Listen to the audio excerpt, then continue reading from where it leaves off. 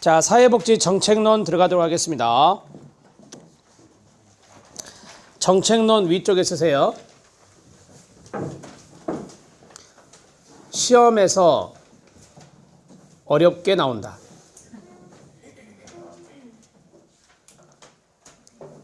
아마 3교시에서 제일 어려울 거예요. 3교시에서 제일 어렵고,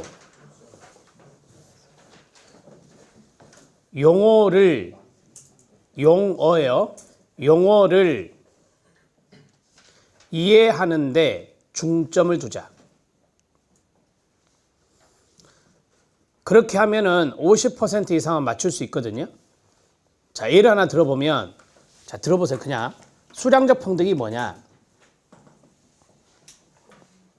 그리고 동의어는 뭐냐? 결과의 평등. 이런 거 용어. 그다음 하나만 더요. 여러분들이 많이 아는 것 중에 하나. 사회민주주의가 뭐냐? 동의어, 삼인주의. 패비한 사회주의.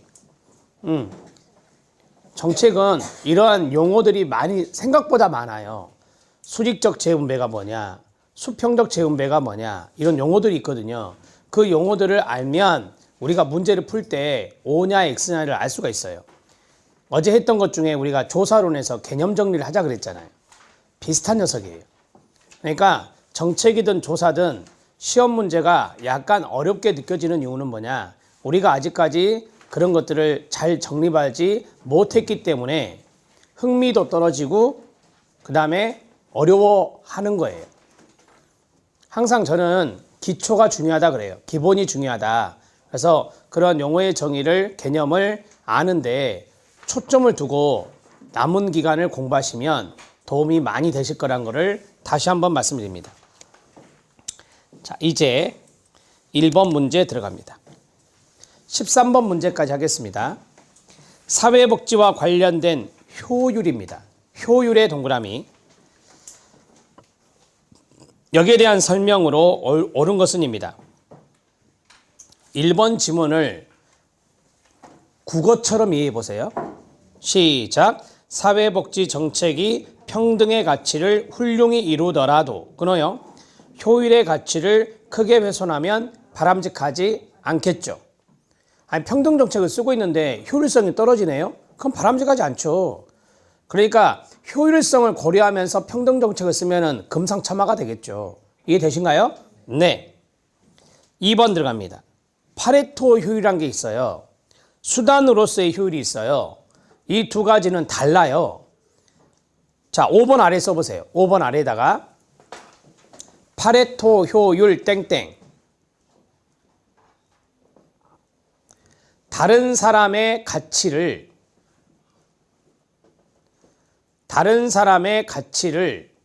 손상시키지 않고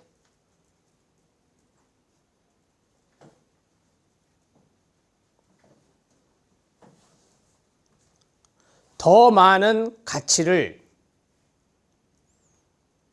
이룰 수 있는 것이거든요. 자, 가로 열고 쓰세요. 비현실적입니다. 가로 닫고. 현실적으로 어렵다는 거예요. 자, 예를 하나 들어보면 여러분 이해가 돼요. 자, 봐보세요. 국민이 있는데 빈곤한 사람들이 있습니다. 이 사람들을 위해서 평등정책을 쓰려고 하거든요. 들으세요. 평등정책을 쓰려고 해요. 그러면 부자들의 것을 가져와야 돼요. 중산층에 있는 사람들 것을 가져와야 돼요. 이게 뭐죠? 세금입니다. 뭐라고요? 세금. 그러면 이 사람들의 가치는 어떻게 됐죠? 손상이 된 거예요. 이해된가요?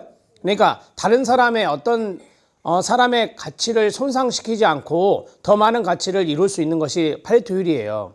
그런데 현실적으로 보면 다른 사람의 가치가 뭐예요? 손상이 돼야 되는 겁니다. 실제적으로 보면. 그래서 파레토 효율은 현실적으로 달성하기가 쉽다, 어렵다? 어렵다는 거예요. 이걸 알아야 2번 지문이 보여요. 그럼 줄 바꿔서 수단으로서의 효율을 쓰세요. 수단으로서의 효율 땡땡. 수단으로서의 효율은 우리가 많이 들었던 목표 효율성과 운영 효율성을 말합니다. 목표 효율성과 운영 효율성을 말합니다. 수단으로서의 효율 땡땡, 목표 효율성과 운영 효율성인데요. 가로 열고 현실적 가로 닫고.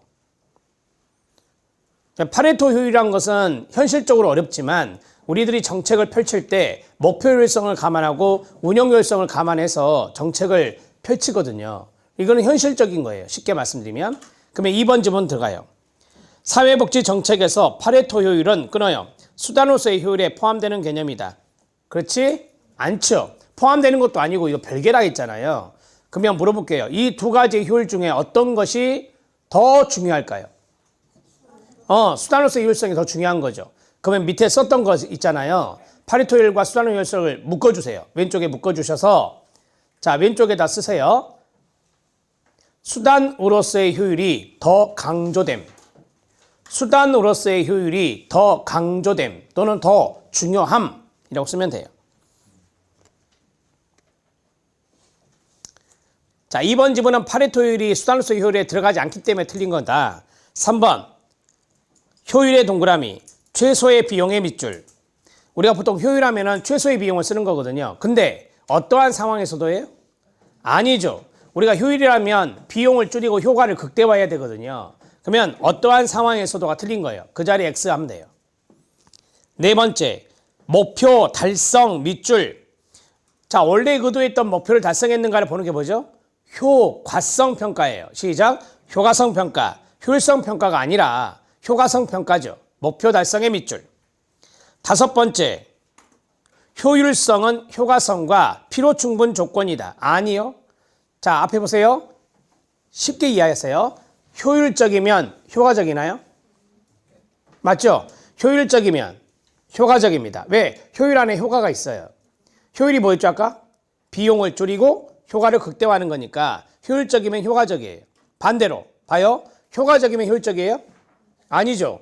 효과적이라도 비용이 많이 들어가면 효율적이 아니거든요. 알았나요? 네. 그러면 밑에다 쓰세요.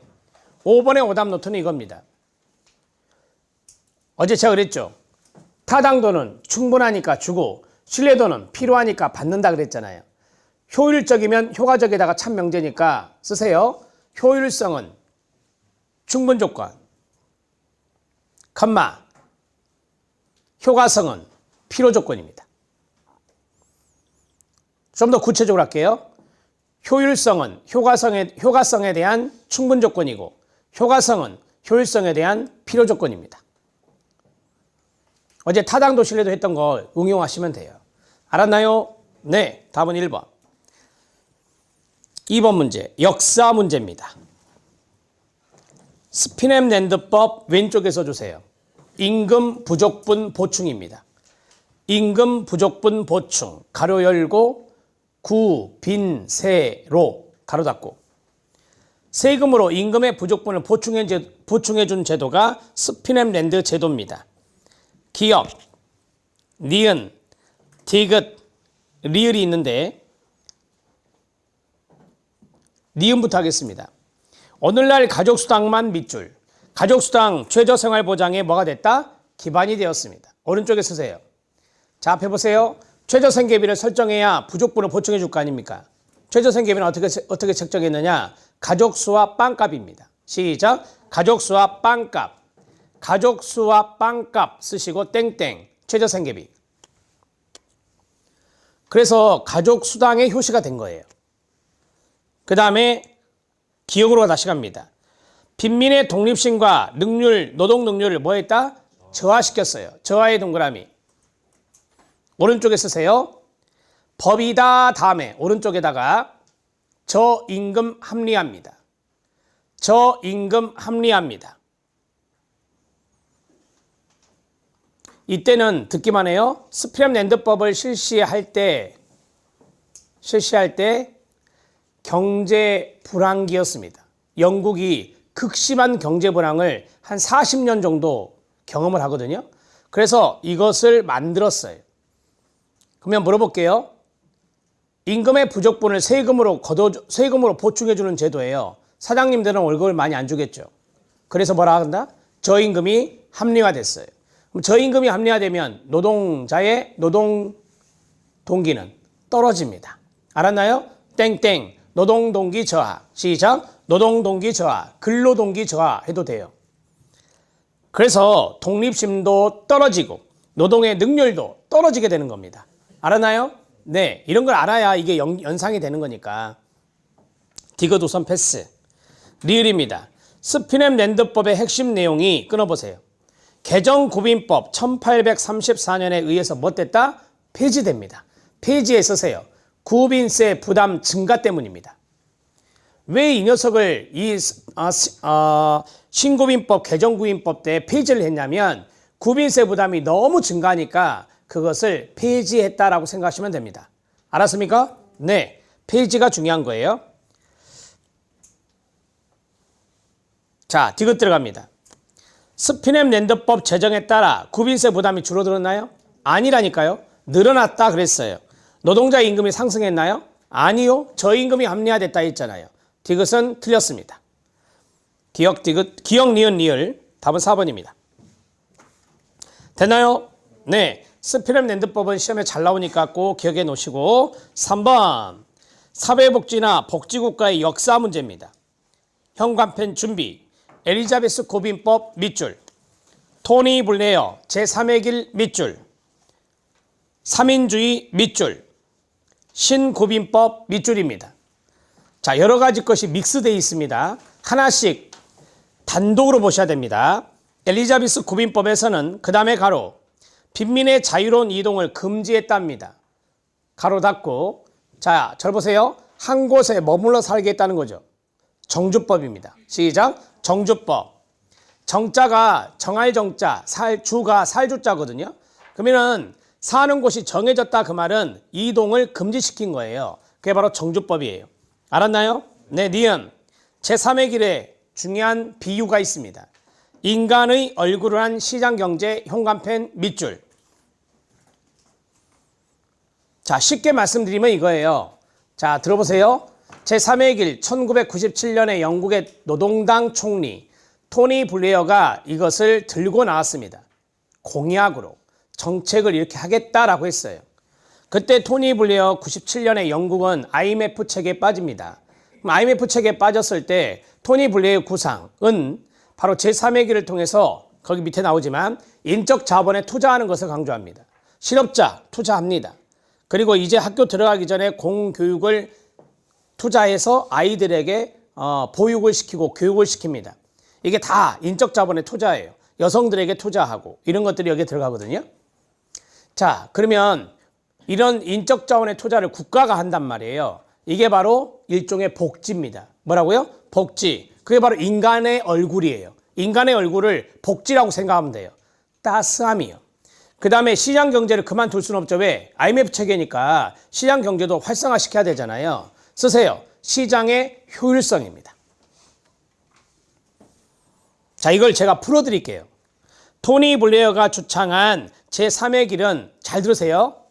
국가가 인적 자본에 투자하는 적극적인 복지를 함과 동시에 시장의 효율성을 강조한 거예요. 그것을 인간의 얼굴을 한 시장 경제라고 표현하는 거예요. 알았나요? 네. 자, 5번 아래 써주세요. 제3의 길 땡땡. 인적 자본의 투자. 인적 자본의 투자. 가로 열고 적극적 복지. 가로 닫고. 플러스 시장의 효율성. 시장의 효율성. 자, 그러면 앞에 인적 자본의 투자 있잖아요. 거기다 밑줄 치세요. 적극적 복지까지 밑줄 쫙 그으시면 3인주의의 장점입니다. 3인주의는 적극적인 복지를 하는 거잖아요. 그 다음에 뒤에 시장의 효율성은 뭐죠? 신자유주의의 장점이에요. 시작. 신자유주의의 장점이에요. 이 두 가지의 장점을 더했잖아요, 제가. 이게 바로 뭐다? 변증법입니다. 시작. 변증법. 땡땡 변증법. 변증법은 정반합이에요. 3인주의가 발을정이면 반대가 신자유주의잖아요. 이 두 가지의 장점을 결합한 게 뭐다? 정반합의 변증법이다. 알았나요? 오케이. 니은집은 맞습니다. 디귿집은 들어갑니다. 복지국가 팽창기 이념이 뭐죠? 3인주의. 끊어요. 인적 자본의 투자가 뭐라고요? 아니, 절 따라해요. 인적 자본 투자는 무조건 제3의 길이다. 시작. 인적 자본 투자는 무조건 제3의 길이에요. 3인주의가 나오면 안 돼요. 알았죠? 네. 자, 아까 제가 밑에다 썼잖아요. 적극적 복지. 인적 자본에 투자하는 게 3인주의라겠는데 인적 자본의 투자보다 적극적 복지가 3인주의의 장점이 되는 거예요. 그래서 인적 자본에 투자라는 것은 무조건 뭐에 나온다? 제3의 길에 나오는 거예요. 알았나요? 네, 그걸 잘 기억하시면 돼요. 디귿쯤은 잘 기억하세요. 오해하지 마시고 3인주의는 인적 자본에 투자하는 것이 아니라 적극적인 복지를 강조했던 거죠. 인적 자본에 투자는 제3의 길만의 특징입니다. 됐나요? 네, 리을입니다. 신고민법 동그라미 1 열등초우합니다. 동그라미 2 원내구제입니다. 동그라미 3 균일초우 원칙입니다. 이 세 가지 원칙을 내세웠던 게 뭐다? 신고인법입니다. 답은 니은과 리을인데 밑에 공간에 한 가지 써야 됩니다. 신고민법 이퀄 개정고민법 땡땡. 신고민법 이퀄 개정고민법 땡땡.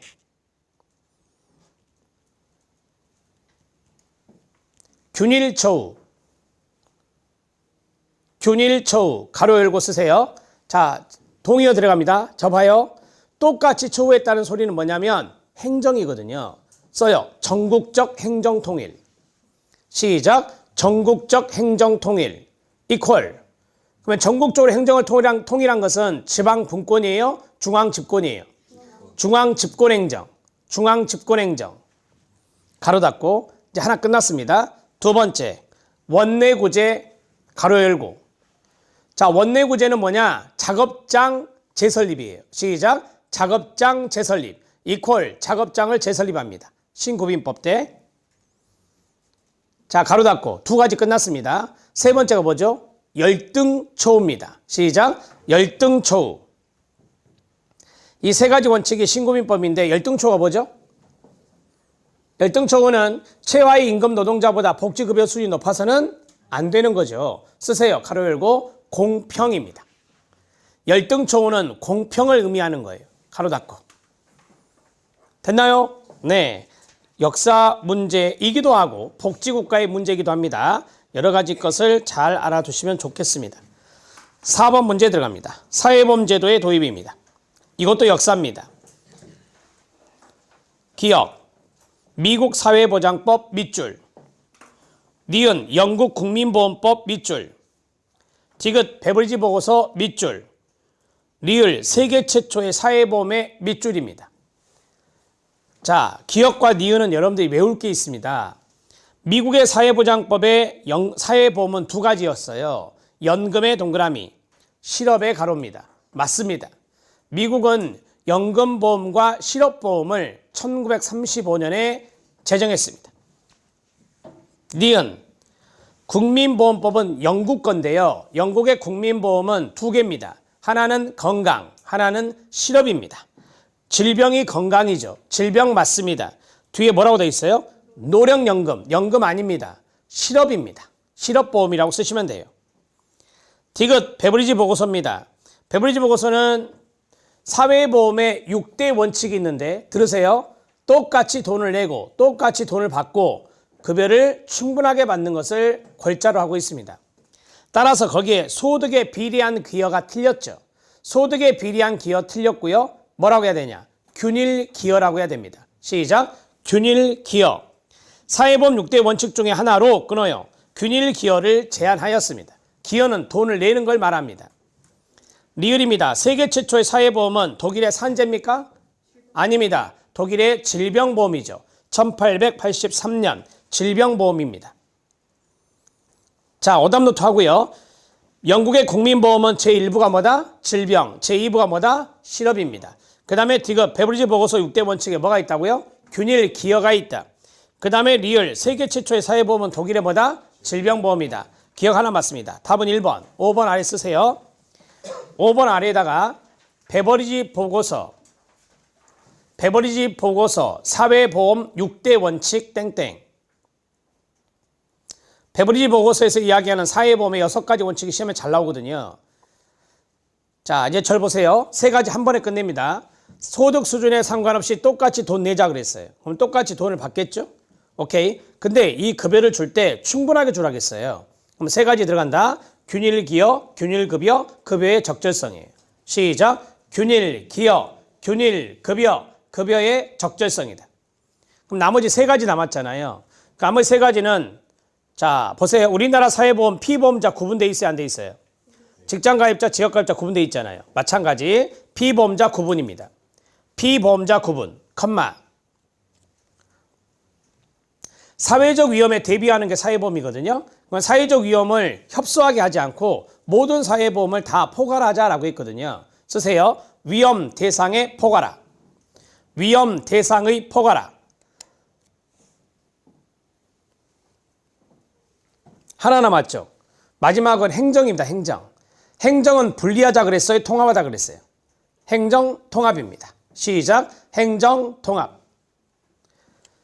자, 앞에 보시고 시험 문제 나올 때 아닌 것 찾기가 많이 나와요. 이거는 그때 중요한 단어 두 개가 있어요. 소득 비례가 나오면 안 돼요. 소득 비례 X. 지금 이 지문에 디귿 지문에 소득 비례